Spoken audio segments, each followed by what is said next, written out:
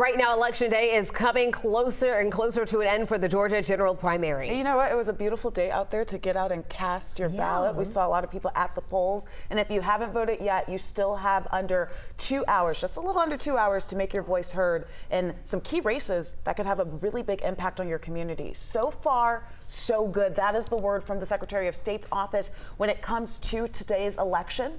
Chief Operating Officer Gabriel Sterling posting on X that the average voting wait time, just under a minute there.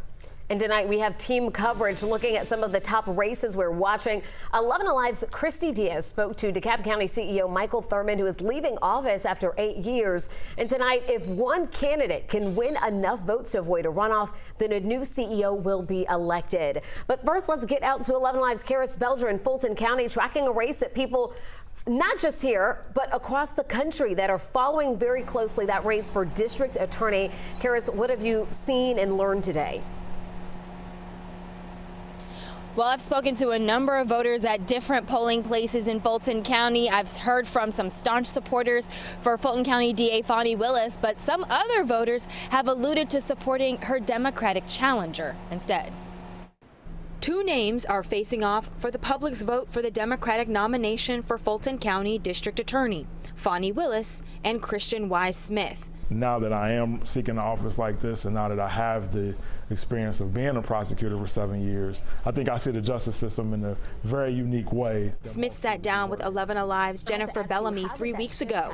At the time, he was critical of how her office was balancing the election interference case against former President Donald Trump, along with other important cases. You know, right now she's focused on Trump.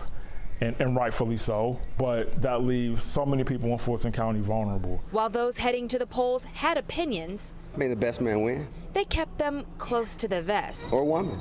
Felicia McCauley told me the scandal that resulted from Willis's relationship with Nathan Wade, the former prosecutor on the Trump case, would not change her support for Willis.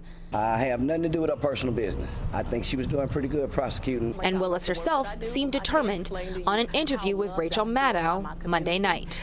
You really should feel sorry for those that are trying to deter me from my work. It doesn't do anything but motivate me to continue to work and to work hard. And so I'm not someone that's going to be broken, but certainly it has caused me to get thicker skin. And she and Smith say they hope the voters will keep their record in mind when they head to the polls. Now, even the people who would not outright tell me if they were voting for Willis or for Smith told me they were aware and had been watching closely the case, especially in terms of what was happening with the publicity around her relationship with Nathan Wade. So would not tell me who they were leaning toward, but they were certainly keeping it in mind as they were headed to the polls. Back to you. All right, Karis, we will see when those results start to come in.